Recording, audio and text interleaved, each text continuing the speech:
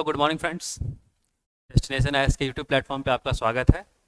और आज हम लोग 70th पीपीएससी के पर्सपेक्टिव से करंट अफेयर्स डिस्कस करेंगे, जो कि आपको फर्दर और भी स्टेट पीसीएस के एग्जाम में काफ़ी हेल्प करने वाले, ठीक है।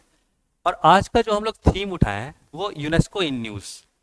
यूनेस्को न्यूज़ में क्यों रहा है, अभी हाल ही के दिनों में यूनेस्को में क्यों रहा है। इससे क्या होगा ना कि हम यूनेस्को के मेजर प्रोग्राम्स को भी कवर कर लेंगे, ठीक है। तो स्टार्ट करते हैं हम अपना पहला टॉपिक, यूनेस्को इन न्यूज़। देखो, यूनेस्को के ना प्राइमरी 3 प्रोग्राम्स जो है वो अभी एक्टिव है, ठीक है। कौन कौन से?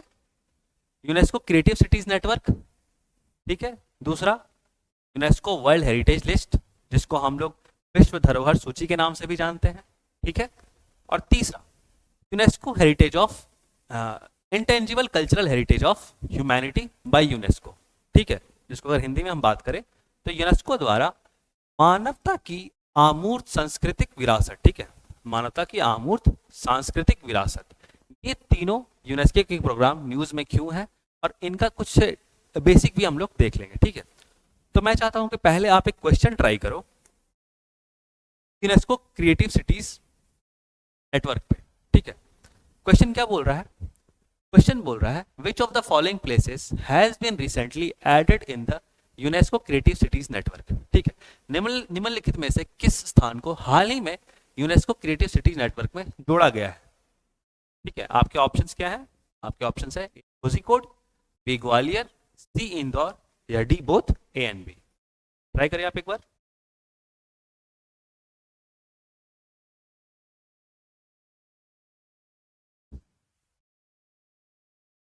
देखो, कंफ्यूज मत हो, देखो दोनों ही न्यूज में है, कोझिकोड भी और ग्वालियर भी, इन दोनों को ही ऐड किया गया अभी यूनेस्को क्रिएटिव सिटीज नेटवर्क में, ठीक है। ध्यान रहेगा इस चीज। तो आपका आंसर क्या हो गया? बोथ ए एंड बी, ठीक है। क्लियर हुआ? बोथ ए एंड बी, कुछ लोग ए बोल रहे थे, कुछ लोग बी बोल रहे थे, बोथ ए एंड बी आपका आंसर है। तो हम थोड़ा डिटेल देख लेते हैं इस चीज को, ठीक है, ताकि आपको कंफ्यूजन आगे ना हो। देखो, न्यूज में क्या था कि Kozhikode and Gwalior in UNESCO creative cities network, UNESCO creative cities network में इस चीज को ऐड किया गया है, ठीक है। इसके साथ ही यूनेस्को ने अन्य 55 शहरों को भी इस यूनेस्को क्रिएटिव सिटीज नेटवर्क में ऐड किया है, ठीक है। फैक्चुअल इंफॉर्मेशन की वर्ल्ड लेवल पे टोटल 55 सिटीज को ऐड किया गया है, ध्यान रखना बस आप लोग। इसमें कि भारत से कौन 2 जगह है? कोझिकोड और ग्वालियर, ठीक है। कोझिकोड को किस फील्ड के लिए नॉमिनेट किया गया? देखो, कोझिकोड जो कि केरला में पड़ता है, उसे लिटरेचर के फील्ड में, हम लोग देखेंगे फील्ड क्या चीज है, किस फील्ड से नॉमिनेट करते हैं। फिलहाल आप अभी याद रखो कि कोझिकोड को लिटरेचर के फील्ड से और ग्वालियर को म्यूजिक के फील्ड से। क्लियर? ठीक है, कोझिकोड को लिटरेचर से और ग्वालियर को म्यूजिक से। ओके, आगे हम अभी देखते हैं कि फील्ड क्या चीज है। अच्छा, पहले आप ये बस पिक्चोरियल रिप्रेजेंटेशन देख लो याद रखने के लिए, ठीक है। गुड, लिटरेचर, ठीक है, यहाँ पे साहित्य भी आपको दिख रहा है, ठीक है। ग्वालियर म्यूजिक के लिए। अब हम देखते हैं कि फील्ड क्या चीज है, लिटरेचर और म्यूजिक सब। तो ओवरऑल प्रोग्राम कब स्टार्ट हुआ था? UNESCO creative cities network start कब हुआ था? तो ये 2004 में स्टार्ट हुआ था, ठीक है, ध्यान रहेगा आपको। 2004 में स्टार्ट हुआ था। इसका एम क्या है? It aims to promote cooperation among cities which recognise creativity as strategic factor. मतलब क्या हुआ इन चीजों? देखो, जो भी शहर अपने किसी भी मतलब क्रिएटिव मतलब अगर कुछ क्रिएटिव सोच के, रचनात्मक सोच के, ठीक है, कुछ अपनी रचना से स्टेट को डेवलप करने में या फिर अपने शहर को डेवलप करने में अपना योगदान दे रहे हैं, वो फील्ड कुछ भी हो सकता है। जैसे कि फोक आर्ट्स हो सकता है, लोकगीत हो सकता है, आर्ट एंड क्राफ्ट हो सकता है, ठीक है, मीडिया आर्ट्स हो गया, फिल्म, फिल्म से रिलेटेड अगर कोई भी शहर फिल्म को यूज करके बहुत आगे डेवलप कर रहा है या उसको यूज करके ओवरऑल कंट्री का भी हेल्प कर रहा है, तो हम क्या करते हैं, उन सब शहरों को उस पर्टिकुलर फील्ड के लिए एक तरह का रिकॉग्निशन देते हैं, ठीक है, ताकि वो उस चीज को और ऊपर लेके जाए और आगे बढ़ाए, ठीक है। डिजाइन हो गया, गैस्ट्रोनॉमी, गैस्ट्रोनॉमी जो खाद्य सामग्री होते हैं, ठीक है, जो खाने के पकवान सब जो होते हैं, ठीक है। लिटरेचर, म्यूजिक, म्यूजिक तो आपको पता ही है, ठीक है, लिटरेचर म्यूजिक ये सब रिसेंटली नॉमिनेट अभी, ठीक है। तो इन सब फील्ड में हम लोग क्या करते हैं, यूनेस्को क्रिएटिव सिटीज नेटवर्क में जगह शहरों को ऐड करते हैं, ठीक है। आगे हम लोग देखते हैं कि पहले कौन कौन से शहर इस नेटवर्क में ऐड हो चुके हैं। तो जयपुर को 2015 में फोक आर्ट्स के लिए, लोकगीत के लिए इसमें ऐड किया गया था। ठीक है, फिर आपका वाराणसी आया वो म्यूजिक के लिए। ठीक है, चेन्नई, चेन्नई भी याद रखिएगा फील्ड थोड़ा बहुत। मुंबई को फिल्म के लिए ऐड किया गया। ठीक है, हैदराबाद खाद्य पकवान के लिए। ठीक है, श्रीनगर में क्या है, क्राफ्ट एंड फोक आर्ट। ठीक है, और अभी कोझिकोड और ग्वालियर जो दो नए हैं वो तो हम लोगों ने डिस्कस कर ही लिया। कोझिकोड बार बार याद रखिए लिटरेचर के लिए, और ग्वालियर दिख के लिए आपका फैक्चुअल इन्फॉर्मेशन प्रीलिम्स में क्वेश्चन बन सकता है। ठीक है, आई थिंक क्लियर हुआ आपका यूनेस्को क्रिएटिव सिटीज नेटवर्क क्या है। ओके, आगे हम लोग देखते हैं जो हमारा नेक्स्ट। हाँ, एक बार ऑल ओवर इंडिया में आप लोग देख लो, जगह का भी आपको प्लेसमेंट पता चल जा रहा है, और किस फील्ड से रिलेटेड है वो भी इसमें डिस्कस किया हुआ है। ठीक है, आप आराम से इसमें देख लीजिए। आगे देखते हैं, हम हमारा दूसरा जो टॉपिक था यूनेस्को वर्ल्ड हेरिटेज लिस्ट से जो करंट की जो क्वेश्चन है उस पर आप एक बार फोकस कीजिए। देखते हैं क्वेश्चन क्या है। Which of the following has been recently nominated for UNESCO world heritage list. ठीक है, अगर हिंदी में देखा जाए तो निम्नलिखित में से किसे हाल ही में यूनेस्को विश्व विरासत या धरोहर सूची, या आप समझ सकते हैं विश्व धरोहर सूची के लिए नामांकित किया गया है। ठीक है, तो एक बार ट्राई कीजिए इसको। ऑप्शन है ए द बीटलेस आश्रम, बी मराठा मिलिट्री लैंडस्केप, सी अग्रसेन की बावली, या D all of the above. क्या लगता है आपको? यस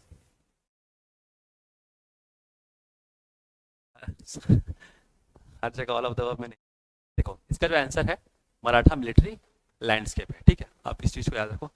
अब आपको बताते हैं कि मराठा मिलिट्री लैंडस्केप क्या है, मराठा सैन्य परिदृश्य क्या है। ओके, पहले सब देख लेते हैं कि न्यूज़ में क्या चीज़ था कि इंडिया हैज़ नॉमिनेटेड, इंडिया ने हाल ही में मराठा मिलिट्री लैंडस्केप को यूनेस्को वर्ल्ड हेरिटेज लिस्ट के लिए 2445 के लिए नॉमिनेट किया है। ये क्या चीज़ है? The site showcase strategic military capabilities and Maratha empire of the Maratha empire. बोलने का मतलब कि क्या मिलिट्री कैपेबिलिटीज थी मराठा एम्पायर को, उस चीज़ को दर्शाया गया है किसमें, मराठा मिलिट्री लैंडस्केप में। एक बार आप पिक्चर देखिए, आपको थोड़ा क्लैरिटी मिलेगा। देखो इस तरह से कोई भी फोर्ट पानी के बीच में, देख रहे हो इस चीज को, समझ रहे हो, तो कहीं ना कहीं डिफेंस मैकेनिज्म वाला चीज है ना।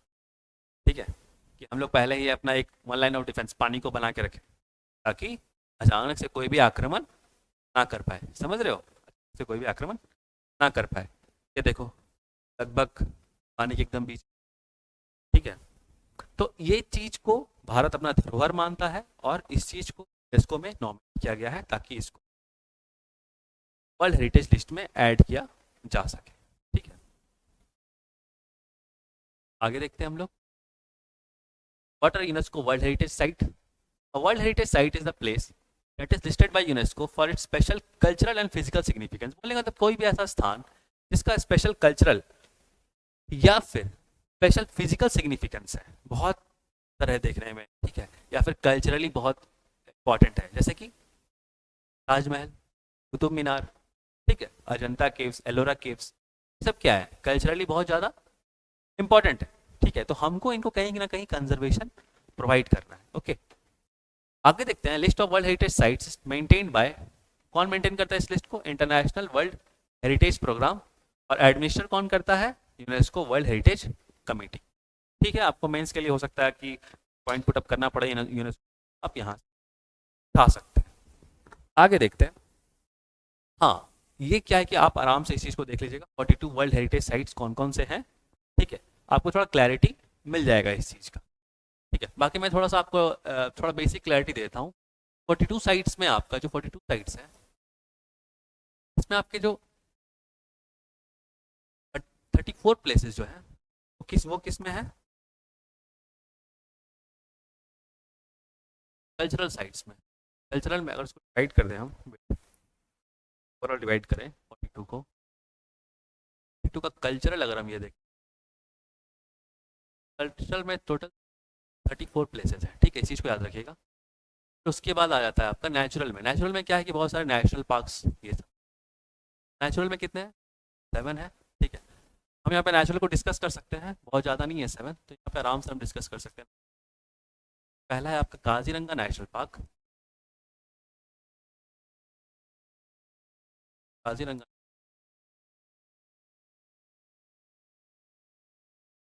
ठीक है। उसके बाद आपका केवलादेव नेशनल पार्क,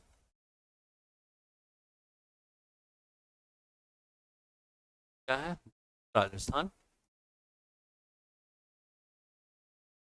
आ जाइए आप मानस नेशनल पार्क, हाँ, असम, ठीक है। उसके बाद हम आते हैं नंदा देवी।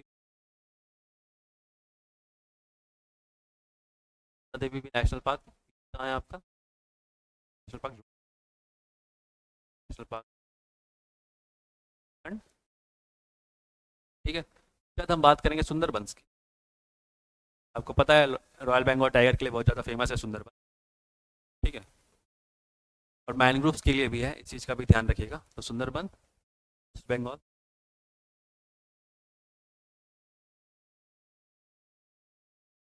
ठीक है। उसके बाद वेस्टर्न घाट्स आ जाता है,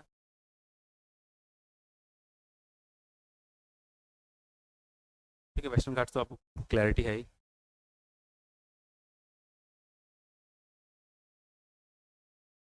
और लास्ट में हमारा जो सातवां पॉइंट है, the great Himalaya national park.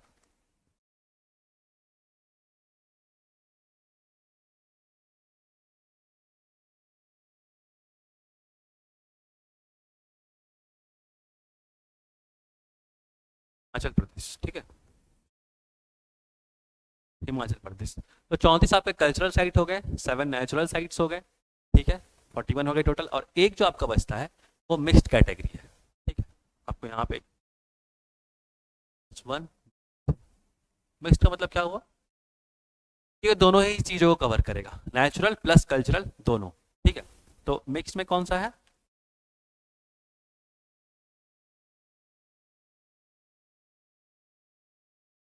जो मिक्स में है आपका कंचनजंगा नेशनल पार्क,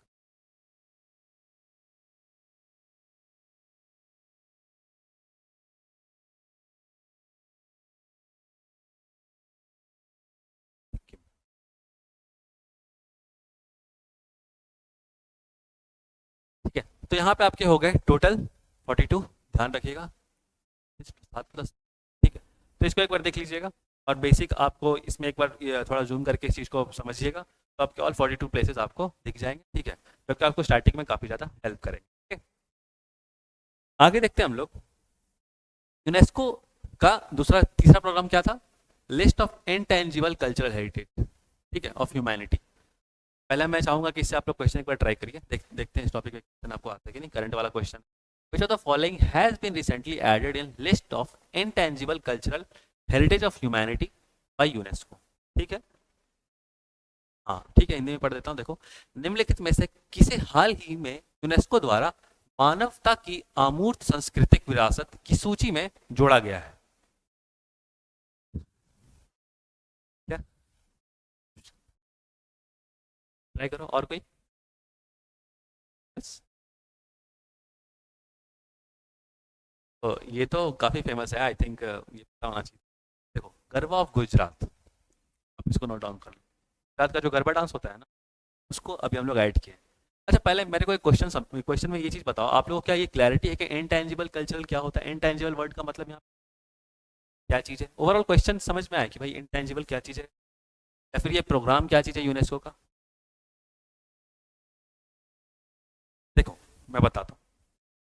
देखो, बहुत ऐसी चीज़ है ना जिनको हम देख सकते हैं, महसूस कर सकते हैं, ठीक है, लेकिन हमको छू नहीं सकते।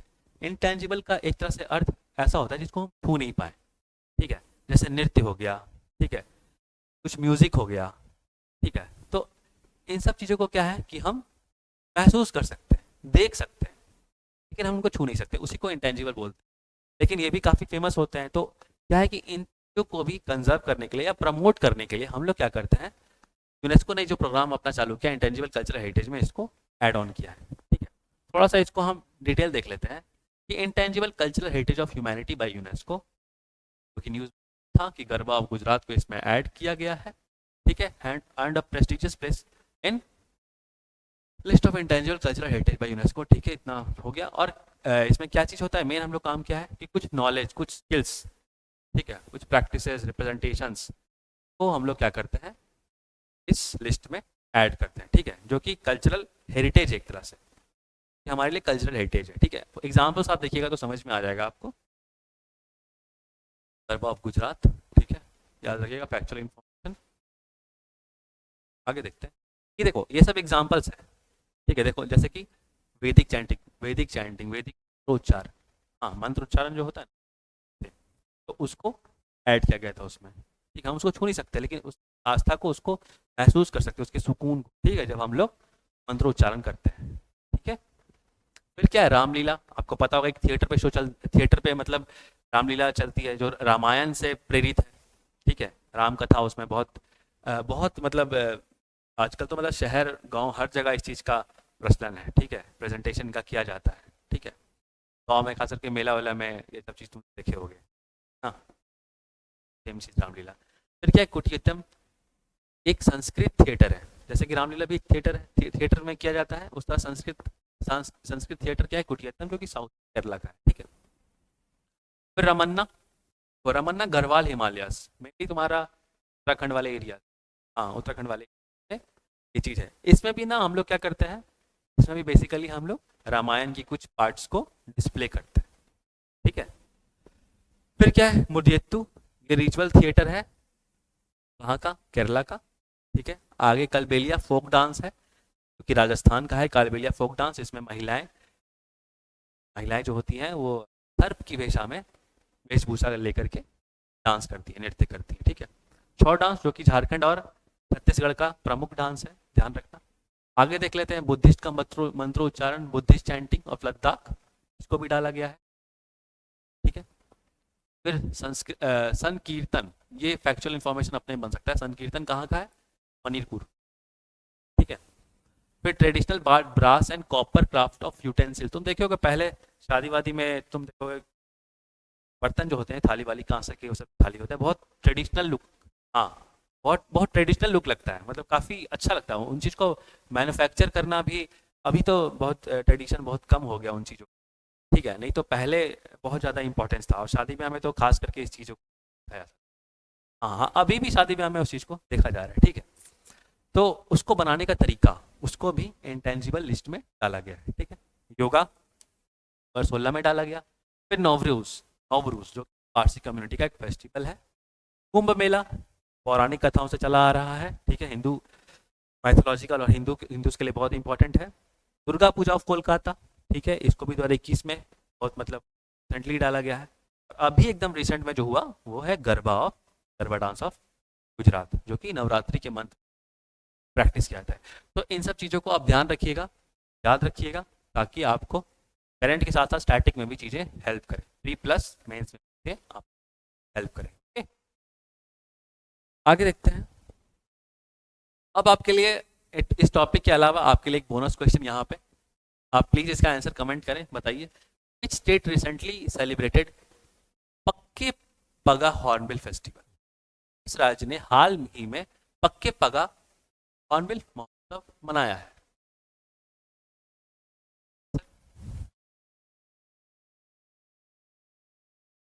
क्या, नागालैंड, कुछ लोग नागालैंड, कुछ लोग अरुणाचल प्रदेश। हाँ ये कंफ्यूजन, देखो ये कंफ्यूजन होना था, मैं जानता था इस चीज़ के बारे में, इसलिए मैंने इस क्वेश्चन को डेलिबरेटली जानबूझ के लेकर के आया, आज तुम लोग का ये कंफ्यूजन दूर कर देते हैं। देखो अगर क्वेश्चन में आपसे पूछा गया पक्के पगा हॉर्नबिल फेस्टिवल कहाँ मनाया गया, तो आप क्या करिएगा, आप हिट करिएगा अरुणाचल प्रदेश, ठीक है, क्योंकि पक्के पगा हॉर्नबिल फेस्टिवल जो है वो अरुणाचल प्रदेश का है। अगर अगर आपसे सिर्फ हॉर्नबिल फेस्टिवल अगर पूछा तो आप नागालैंड हिट करिएगा, ठीक है। सिर्फ अगर आपसे हॉर्नबिल फेस्टिवल अगर पूछेगा आप नागालैंड हिट करिएगा, इस बात का ध्यान रखना है, ठीक है। साथ में आपको ये भी बता दूं कि अगर आपसे स्टेट बर्ड पूछेगा कि हॉर्नबिल कौन कौन से राज्य का स्टेट बर्ड है, hornbill state bird of Himachal Pradesh,